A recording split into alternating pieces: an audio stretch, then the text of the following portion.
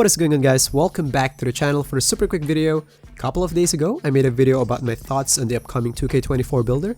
So this one here is more of an extension of it, but it will focus only on just one part.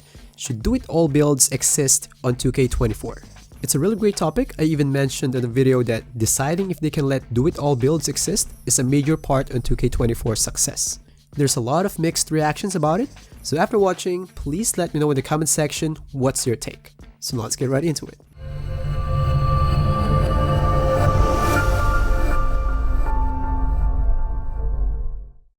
So basically, on this video, I'll try to give my take on some of the comments I received.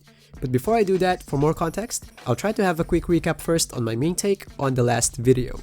And by the way, I might flash some comments in here, but I don't mean to, put it there on the bad way. I'm just trying to show you what the community thinks. I'm just sharing my reaction to it. At the end, all these are just opinions. There's no wrong or right opinion about this topic. It's all about different perspectives on how we want the new game to be. So on the last video, I made it clear that I'm against do-it-all builds. I just thought that for an online game to have balance, there must be variety. And having a do-it-all build won't let it to have that variety. So try to think any good online game now. I'm talking about online RPG type of game. I think 2K can be categorized in there. Pretty much every good online game has variety of characters or builds that you can have. That makes the game fun. Everyone has their primary weaknesses, and it's up to the players now to work around with that weakness. Like work together with other characters that can fill up those gaps, and that will promote teamwork, which is the essence of online games at the first place. If there's a do-it-all build that everyone can use, that pretty much can do everything on offense, it promotes ball hogging and it kills the essence of teamwork, and it will just make the game so cheesy. I know some players might not use it and try to be different, but that's really super rare, and let's be honest, if there's a build that can pretty much do everything on offense, then as a consumer, it's hard to control ourselves and we'll end up making that build, especially if there's some money involved. Maybe the game can let you have a do-it-all build at some point, but it has to be after you achieve something rare, like hitting legend. So it means that there could be a possible do-it-all build, but it will be rare, so it's not as cheesy as it is now. The game can just give you 10 badge points or whatever on all category, which will make you a do-it-all type build.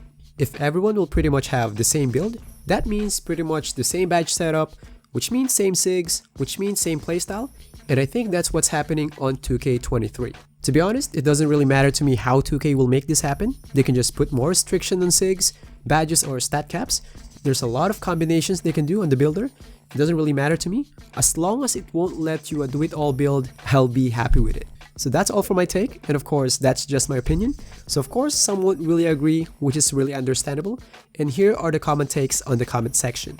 I read some comments about saying, why are we going back to 2K20? We should move forward. Because in my first video, I said I like 2K20 balancing. I know I said it, but it doesn't necessarily mean that all the builder mechanics will be brought back. It just happened that the closest thing that I can think of in terms of variety is 2K20. I'm not saying that, literally bring back pie charts or the whole 2K20 builder. To be honest, we can't keep the format of the current builder. I think the mechanics of this current builder now is pretty awesome. I think badge tiers are good. I think stat requirements on badge are really good as well. I think tying up some stat to other stats is really good. I think the base mechanic of the builder is really good. We just need higher restrictions to badges, SIGs, and stats to prevent a do-it-all build. So I'm not saying bring back 2K20 builder. So now for the next comment take. I don't want a role player, I paid $100 for my build. Something like that. I think there's a bit of misconception about the word role player there. In real life, role player means you only have pretty much one job. Maybe your role is to rebound and block shots, maybe your only role is to make threes, or maybe to defend the best player of the other team, or just facilitate the second unit, and the list goes on. On 2K20, you can make a guard build that can dribble like crazy, pull up for curve range with high pass accuracy, can defend the perimeter really well with high steal rating. The only main downside is you can't rim run, and of course you can't defend the paint. For me, that's not a role player, you still have a deep bag. I even had a build back then that can paint mash and do standing dunks like crazy, catch lobs, can run the fast break, chase down blocking all over the place, doing grab blocks, set screens, but I can't shoot though. I don't find it as a role player. So I think bringing back the restrictions to something like 2K20 won't let you be a role player.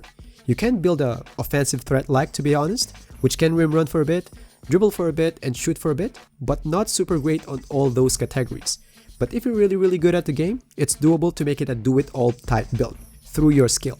So try not to think that bringing it back to something like 2K20 will make you a Kyle Korver or Dylan Brooks. One more common thought in the comment section is some players say that, oh, I paid $100, I should be able to do everything.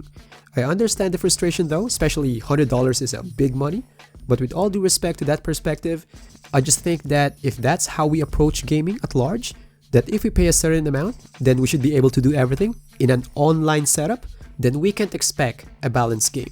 So that's all for my take. I just prefer a basketball game with lots of variety of builds, which means different playstyles, which means teamwork. Not a basketball game that all players are prime LeBron James ball hogging to each other. So that's all for the video. Again, please let me know in the comment section what you think about it.